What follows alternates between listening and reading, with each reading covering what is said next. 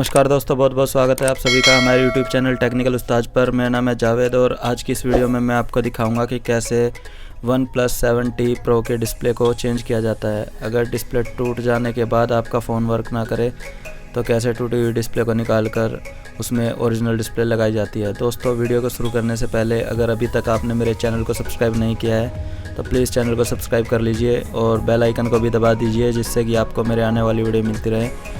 किसी भी फ़ोन के रिपेयर प्राइस के बारे में जानने के लिए आप मुझे इंस्टाग्राम अकाउंट पे मैसेज कर सकते हैं, वहाँ पर आपको सारी डिटेल दे दी जाएगी। तो चलिए शुरू करते हैं।